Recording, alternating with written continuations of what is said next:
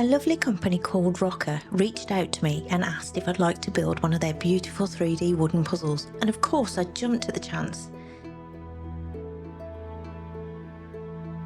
Especially when I saw their luminous rotating globe.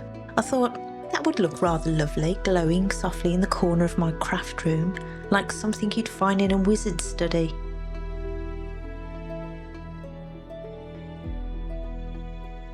Now, I should say, while I've designed my fair share of laser cut creations, I am not what you'd call a seasoned puzzle builder. Did I check the difficulty level? No. Did I ignore the video tutorials they helpfully provide? Absolutely.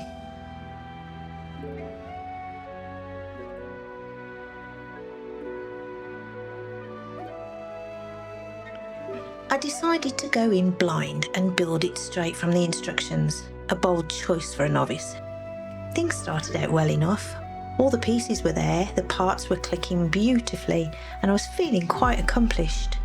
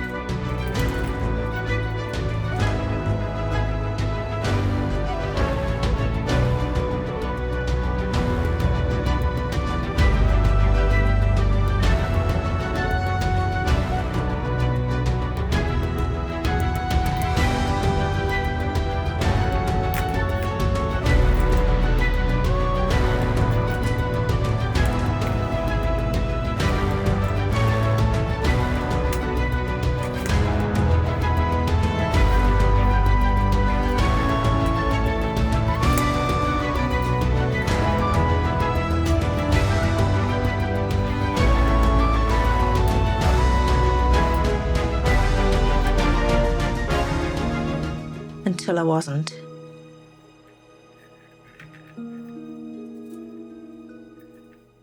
In a fit of over-enthusiasm, I skipped ahead, just a teensy bit, and misread a diagram.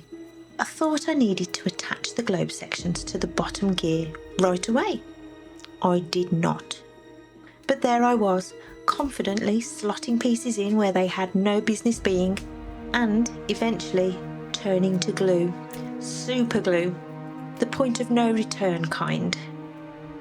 Now let me be clear, this is not ROKR's fault. The instructions are fine, the kit is beautiful. The mistake was entirely mine. I just got a little overexcited, and when things didn't quite fit, I did what any determined crafter would do, and I made them fit with glue.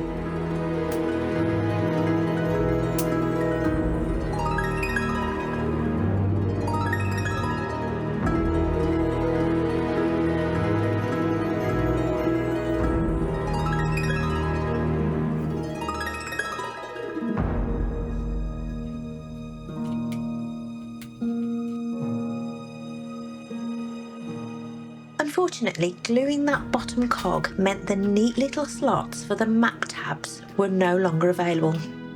So I had to gently, and I use the word gently very loosely, trim the tabs, wedge the map sections in, and glue them too. Also, remember those small instructions that came in the box? Yes, the ones I actually tossed aside during unboxing. Turns out they had sticky labels in that were designed perfectly to hold the map in place. Oh well, we live, we learn, we glue.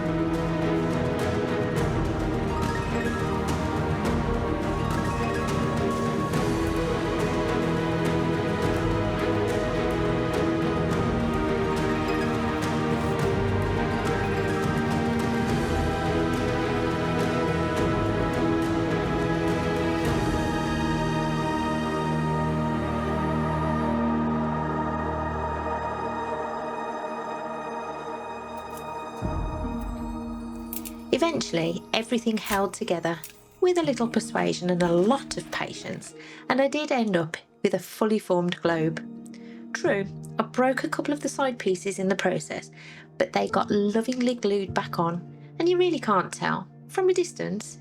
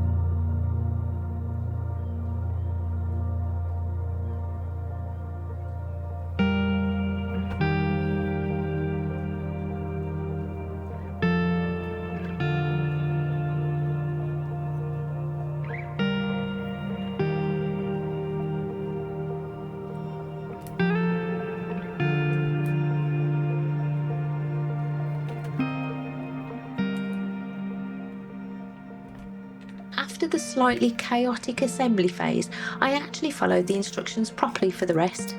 Sanding burrs, waxing gears, checking alignments.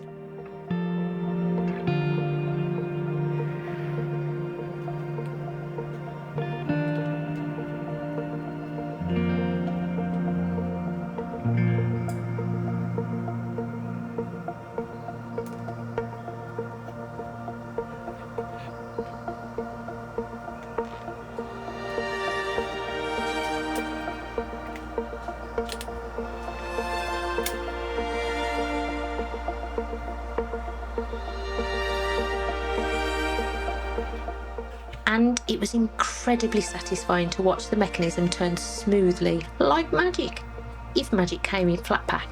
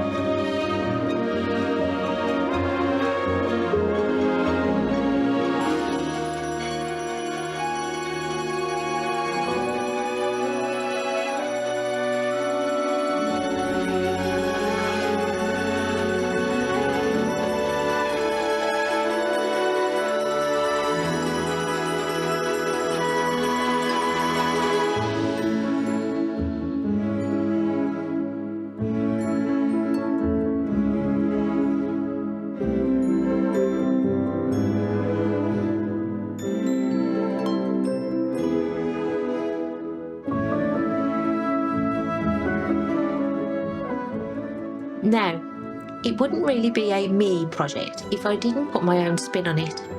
I wanted this globe to look like something you'd find in an old cartographer's cottage. Dark wood, aged bronze, and a hint of old world mystery. I tested out some speed paints, first watered down,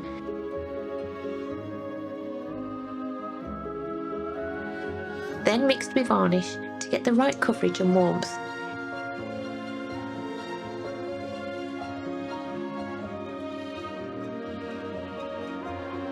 It took a few goes and several swatches, but eventually I found the perfect mix. Layering warm tones on the map to give a rich, time-worn feel. The first layer was a bit picky.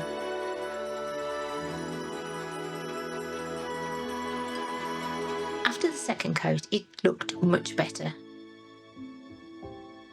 The green shade was too blotchy, so I switched to layering acrylics for better depth.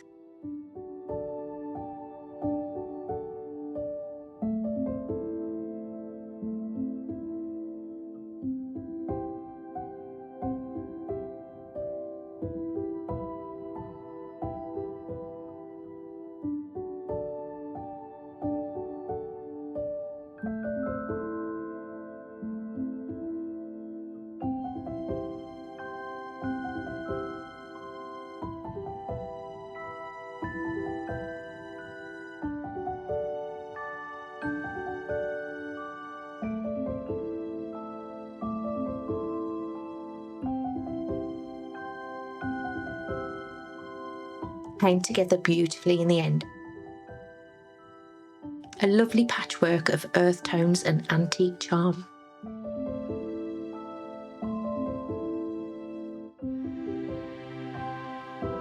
For the wood, I used dark brown speed paint. No wood stain on hand, but it worked just fine.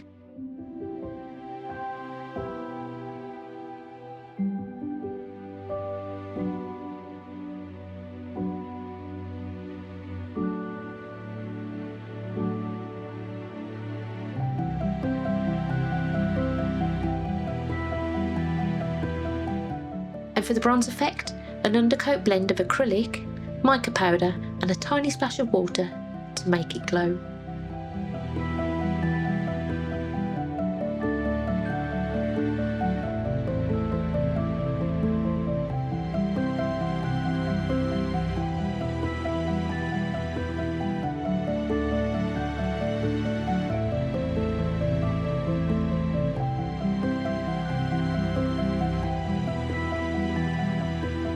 Once everything was dry, I polished the wood with wax.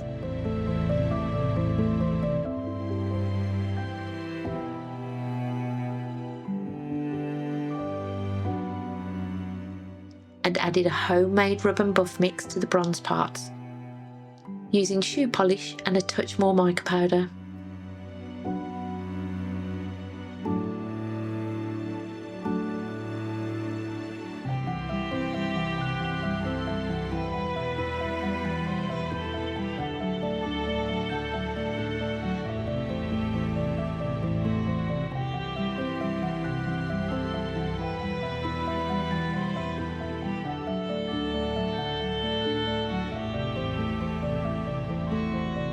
The finial got the same treatment, of course.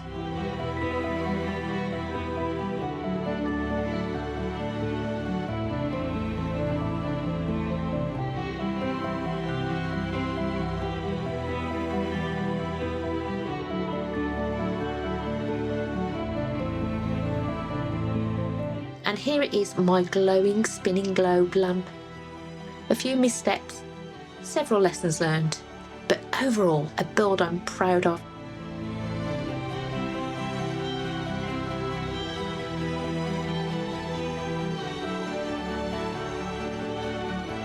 I'd absolutely try another one of these kits, though next time I promise I'd watch the tutorial.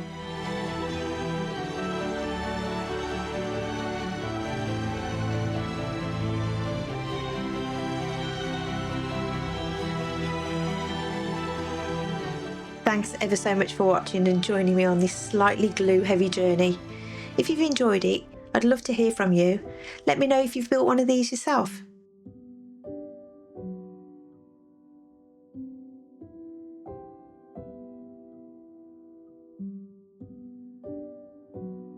See you next time for more mayhem and miniatures here at Shire Meadow Studio.